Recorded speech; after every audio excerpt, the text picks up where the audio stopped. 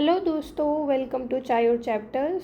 2000 question series में हमने 300 questions complete कर लिए हैं। आज की वीडियो में हम 30 क्वेश्चंस आगे करने वाले हैं विद एक्सप्लेनेशन। और ये जो क्वेश्चंस है ये आपके जीके में हेल्प करेंगे। जिस भी पेपर में जीके के पोर्शन में एसएसटी के क्वेश्चंस पूछे जाते हैं उन सभी में हेल्प करेगा, क्योंकि एसएसटी के क्वेश्चंस रिपीट होते रहते हैं।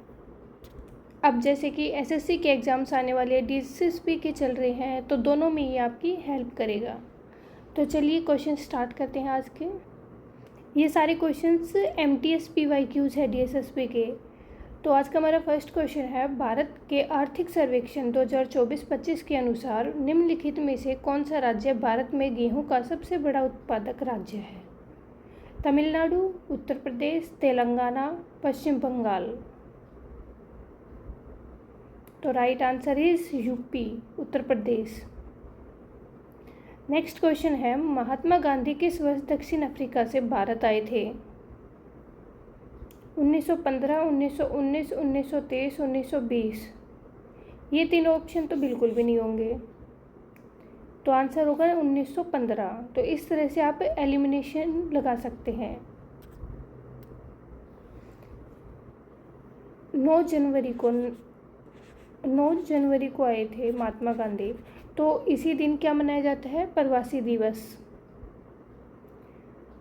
नेक्स्ट क्वेश्चन है, अलीपुर बम कांड किस वर्ष में हुआ था? 1908, 1921, 1929, 1905। 1908 में अलीपुर बम कांड हुआ था। इसमें प्रफुल्ल चाकी और खुदीराम बोस ने एक ब्रिटिश जो अधिकारी था उसको मारने का प्लान बनाया था, लेकिन गलती से जो बम था वो महिलाओं पर गिर जाता है और 2 महिलाएं की जान चली जाती है, और इसलिए उनको दोनों पकड़े भी जाते हैं। एक ने तो सुसाइड कर लिया था और एक बाद में पकड़ा जाता है।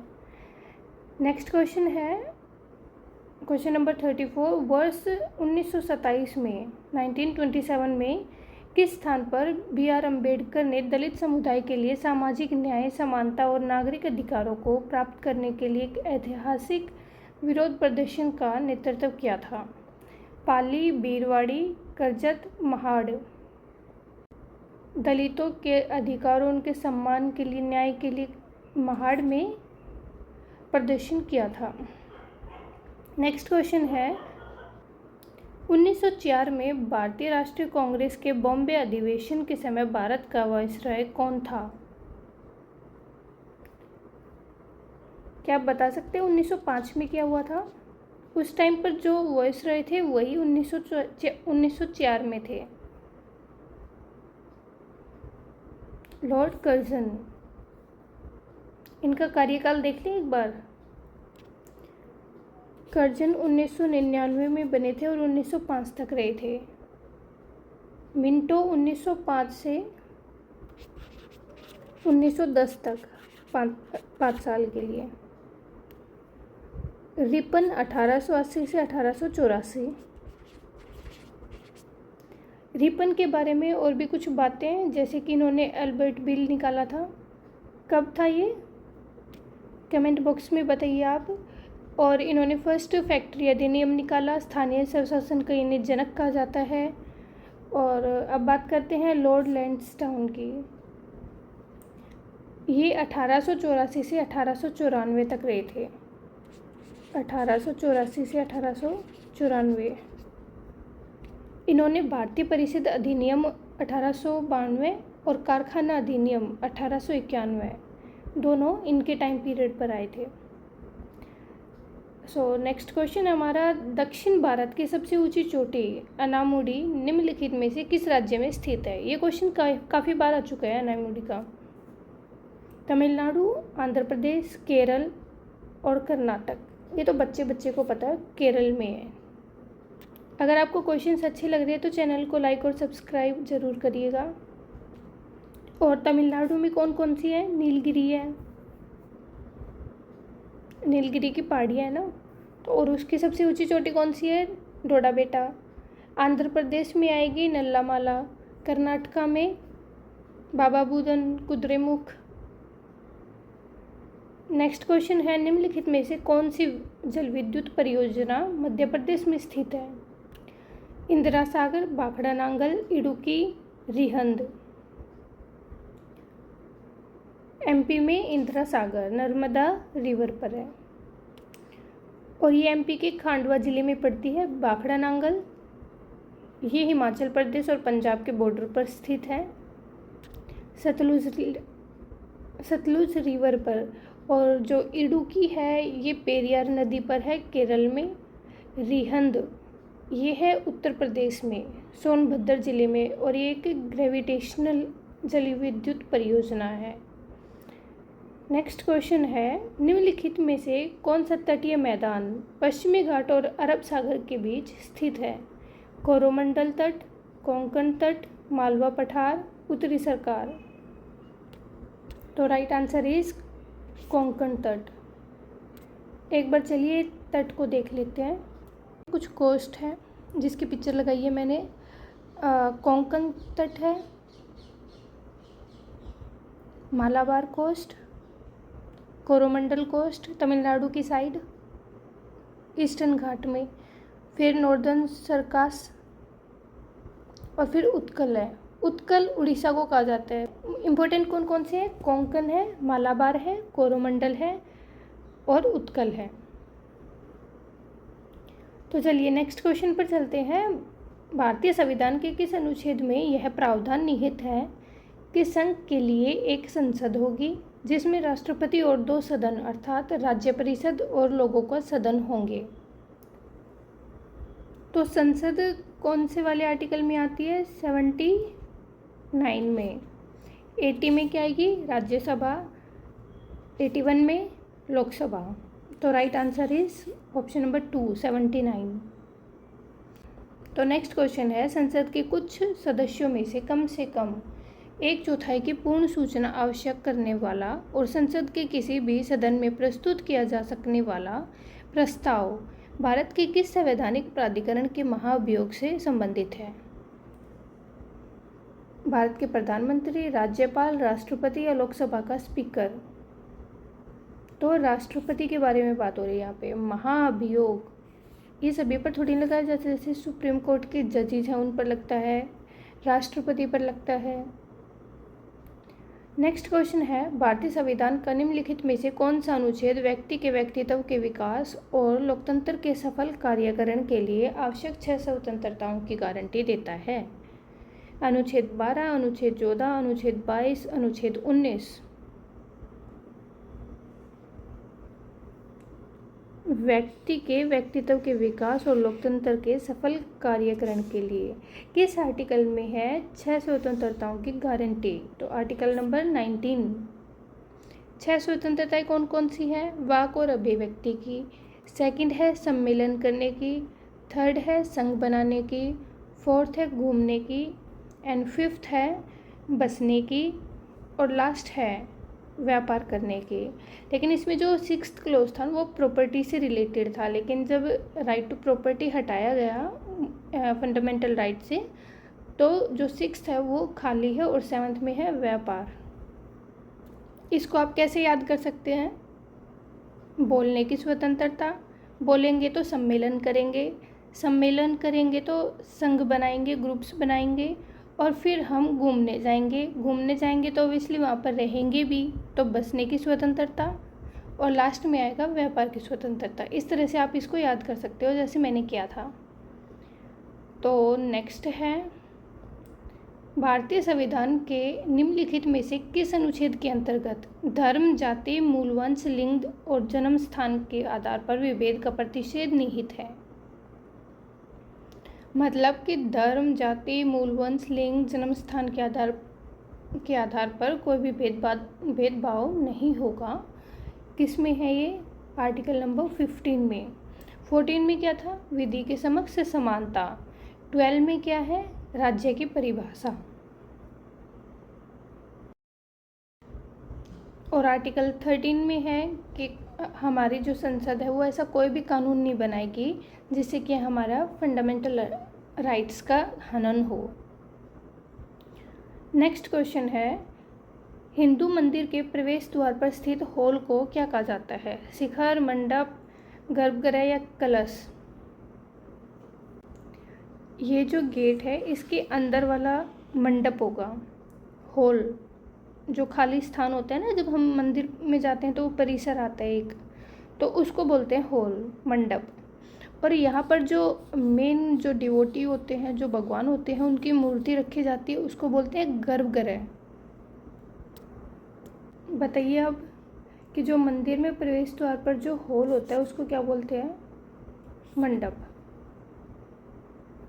नेक्स्ट क्वेश्चन है, भारत में पहली समकालीन जनगणना निम्नलिखित में से किस वर्ष आयोजित की गई थी? 1951, 1901, 1881, 1851? तो 1881 में पहली जनगणना की गई थी। 1872 में भी जनगणना हुई थी, लेकिन वो अनियमित थी। मतलब कि अलग अलग एरिया में कभी कब हो रही है, कभी कब हो रही है, तो मतलब एक सिस्टमेटिक तरीके से नहीं थी कि लगातार एक ही टाइम पर सभी पूरी कंट्री में हो रही हो। और अगर हम बात करें आज़ाद भारत की, आफ्टर इंडिपेंडेंस भारत में कब हुई है? 1951 में। नेक्स्ट क्वेश्चन है, भारत के संविधान के किस अनुच्छेद के तहत उच्च न्यायालय के न्यायाधीशों को सर्वोच्च न्यायालय के तदर्थ न्यायाधीश के रूप में नियुक्त किया जा सकता है? मतलब कि जो हाई कोर्ट के जो जजेज हैं उनको सर्वोच्च न्यायालय में नियुक्त किया जा सकता है एज ए एडहोक, मतलब कि टेम्परेरी। तो आर्टिकल 127। नेक्स्ट क्वेश्चन है, निम्नलिखित में से कौन सा सिख पर्व गुरु अर्जुन देव की शहादत के स्मरण में मनाया जाता है? शहीदी दिवस, बैसाखी, बंदी छोड़ दिवस, होला मोहल्ला? ये पंजाब का ही है, शहीदी दिवस। और जो बैसाखी के दिन क्या हुआ था? जलियांवाला हत्याकांड। नेक्स्ट क्वेश्चन है, देवगढ़ के दशावतार मंदिर में दक्षिणी तरफ स्थित शेष शयन पैनल में किस देवता को दर्शाया गया है? भगवान ब्रह्मा, शिव, राम और विष्णु? तो भगवान विष्णु को दर्शाया गया है। वहाँ पर उनके चरणों में देवी लक्ष्मी जी बैठी हुई हैं और कमल पर ब्रह्मा जी हैं। तो राइट आंसर होगा भगवान विष्णु को। नेक्स्ट क्वेश्चन है, कौन सा अनुच्छेद सर्वोच्च न्यायालय द्वारा मौलिक अधिकारों के प्रवर्तन का प्रावधान करता है? अनुच्छेद 22, अनुच्छेद 32, अनुच्छेद 19, अनुच्छेद 24? आर्टिकल 32। अगर हमारे मौलिक अधिकारों का हनन होता है तो हम सर्वोच्च न्यायालय जा सकते हैं। आर्टिकल 22 किससे? गिरफ्तारी से। जब तक कोई दोष सिद्ध नहीं हो जाता तब तक कोई भी किसी भी तरह की सज़ा नहीं दी जाएगी, और अपने पक्ष के लिए वो कोई वकील हायर कर सकता है। आर्टिकल 19 में स्वतंत्रता की बात हमने की थी, 6 प्रकार की स्वतंत्रताएं हैं। आर्टिकल 24, इसमें छोटे बच्चे जो कारखानों में काम करते हैं उनके लिए अधिकार दिया गया है, मतलब उसको बैन किया गया है। नेक्स्ट क्वेश्चन है, महाराष्ट्र में स्थित एक प्रसिद्ध गुफा स्थल अपनी बौद्ध चित्रकला और मूर्तिकला के लिए प्रसिद्ध है, जिसमें प्राचीन भारतीय भित्ति कला दिखाई दी गई है। यहाँ किस धरोहर स्थल का वर्णन किया जा रहा है? महाराष्ट्र में है, गुफा स्थल है जो कि बौद्ध चित्रकला और मूर्तिकला के लिए प्रसिद्ध है। तो वो अजंता की गुफाएं हैं, एलिफेंटा की गुफाएं हैं, एलोरा गुफाएं हैं, या फिर भीमबेटका की गुफाएं हैं? तो राइट आंसर हो जाएगा हमारा अजंता की गुफाएं।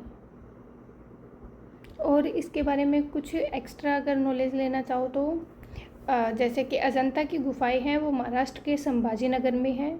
इसमें 30 रॉक कट गुफाएं शामिल हैं, बौद्ध गुफाएं हैं, और ये 2nd ईसा पूर्व से 6th ईस्वी के बीच में बनाई गई थी। और ये यूनेस्को में भी शामिल है। कब हुई थी? 1983 में यूनेस्को में शामिल हुई है। और इसमें जातक कथाएं और सजीव चित्रण किए गए हैं। फिर हम बात करते हैं एलिफेंटा की गुफाएं। तो ये महाराष्ट्र के बोरीवली में स्थित है। इसको गावापुरी द्वीप भी कहा जाता है कि वहाँ पर स्थित है, और 5th से 8th ईस्वी के बीच में बनाई गई थी। इसमें शिव की त्रिमूर्ति भी रखी गई है। एलोरा गुफाएं, इसमें क्या आएगा? ये औरंगाबाद महाराष्ट्र में स्थित है। 34 गुफाएं हैं और ये है बौद्ध धर्म, जैन धर्म और हिंदू धर्म, तीनों धर्म इसमें शामिल है। जैसे कि 1 से लेके 12 तक बौद्ध गुफाएं हैं, 1 से लेके 12 तक बौद्ध गुफाएं हैं। फिर 13 से लेके 29 तक हिंदू हैं, हिंदू मतलब देवी देवताओं। फिर है 30 से लेके 34 तक जैन। और जो 6th गुफा है उसमें कैलाशनाथ मंदिर है, कैलाश मंदिर है। ये एलोरा का बताया मैंने, ठीक है। भीमबेटका में क्या है, एमपी में स्थित है। रॉक पेंटिंग्स है इसके ऊपर और ये सबसे ज़्यादा पुराना है। इसमें शिकार, जीवन और जानवरों के दृश्य बनाए गए हैं। भीमबेटका एमपी में है और ये तीनों महाराष्ट्र में है। नेक्स्ट क्वेश्चन है, निम्नलिखित में से कौन सा जनसंख्या घनत्व की गणना करने के लिए उपयोग की जाने वाली विधि की व्याख्या करता है। मतलब कि जो जनसंख्या घनत्व की हम गणना करते हैं ना, उसके लिए किस चीज़ का प्रयोग करते हैं। किसी देश की कुल जनसंख्या का देश के कुल क्षेत्रफल से गुना किया जाता है, मतलब टोटल पॉपुलेशन और टोटल एरिया दोनों को मल्टीप्लाई किया जाता है। किसी देश के लोगों की कुल संख्या को देश के कुल क्षेत्रफल से विभाजित किया जाता है, मतलब कि जो देश की टोटल जितनी भी संख्या है लोगों की, उसको देश के क्षेत्रफल से डिवाइड किया जाता है। ये तो बिल्कुल सही है, टोटल पॉपुलेशन को टोटल एरिया से डिवाइड ही तो करते हैं। किसी देश के कुल क्षेत्रफल को उसकी कुल जनसंख्या से विभाजित किया जाता है। क्षेत्रफल को नहीं करते, लोगों को क्षेत्रफल से करते हैं। तो नेक्स्ट क्वेश्चन है, निम्नलिखित में से कौन सी 3 प्रमुख विधियों का उपयोग राष्ट्रीय आय को मापने के लिए किया जाता है। आय विधि, उत्पादन विधि और व्यय विधि। तो राइट आंसर होगा ऑप्शन नंबर 1, आय विधि, उत्पादन और व्यय, मतलब कि income, production and expenditure method. Next question है, महात्मा गांधी राष्ट्रीय ग्रामीण रोजगार गारंटी अधिनियम मनरेगा किस वर्ष लागू किया गया था। 2015, 2005, 2000, 2010। तो right answer is 2005। Next question है, 1925 में सरोजिनी नायडू में डैश में आयोजित भारतीय राष्ट्रीय कांग्रेस के 40वें अधिवेशन की अध्यक्षता करने वाली प्रथम भारतीय महिला बनी। तो कांग्रेस अधिवेशन में फर्स्ट अध्यक्ष जो कि भारतीय महिला थी, कौन थी वो, सरोजिनी नायडू। कब बनी थी, 1925 में, और यह अधिवेशन कानपुर में हुआ था। नेक्स्ट क्वेश्चन है, भारत में अनौपचारिक रोजगार को औपचारिक रोजगार से क्या अलग करता है, पृथक करता है। अनौपचारिक रोजगार में अधिक वेतन मिलता है, बिल्कुल भी नहीं। अनौपचारिक रोजगार केवल महिलाओं के लिए होता है, बिल्कुल भी नहीं। अनौपचारिक रोजगार में लिखित अनुबंध और सरकार के लाभ सम्मिलित नहीं होते, बिल्कुल सही है ये वाला, कि जो अनौपचारिक होता है उसमें कोई भी लिखित अनुबंध नहीं होता और ना ही नौकरी के कोई लाभ शामिल होते उसमें। नेक्स्ट क्वेश्चन है, अल्पकालीन उत्पादन प्रक्रिया में सीमांत उत्पादन या सीमांत लागत के संबंध में निम्नलिखित में से कौन सा कथन सही है। दोनों में एक साथ वृद्धि होती है, वे साम्यावस्था में सदैव समान रहते हैं। जब सीमांत उत्पादन में वृद्धि होती है तो सीमांत लागत कम हो जाती है। सीमांत उत्पाद के परिवर्तन के कारण सीमांत लागत में कोई परिवर्तन नहीं होता। इसका राइट आंसर होगा, जब सीमांत उत्पाद में मतलब मार्जिनल प्रोडक्ट में वृद्धि होती है तो जो सीमांत लागत है, मतलब जो मार्जिनल कॉस्ट है, वो कम हो जाती है। नेक्स्ट क्वेश्चन है, वस्तुओं और सेवाओं के स्वामित्व और उपयोग से प्राप्त होने वाली संतसी किस मौद्रिक रूप से मापा नहीं जा सकता और जिसे आय का एक अप्रत्यक्ष रूप माना जाता है, उसी के वस्तुओं और सेवाओं के स्वामित्व और उपयोग से प्राप्त होने वाली संस्सी जिसे मौद्रिक रूप से मापा नहीं जा सकता और जिसे आय का एक अप्रत्यक्ष रूप माना जाता है, उसे के रूप में जाना जाता है। किस रूप में जाना जाता है? Real income, money income, indirect income और फिजिक इनकम। तो राइट आंसर होगा फिजिक इनकम।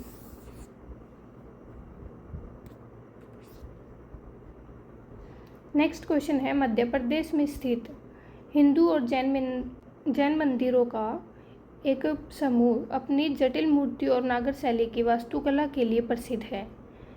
यह कौन सा विश्व धरोहर स्थल है? मध्य प्रदेश में हिंदू जैन मंदिरों का एक समूह। तो राइट आंसर होगा खजुराहो मंदिर।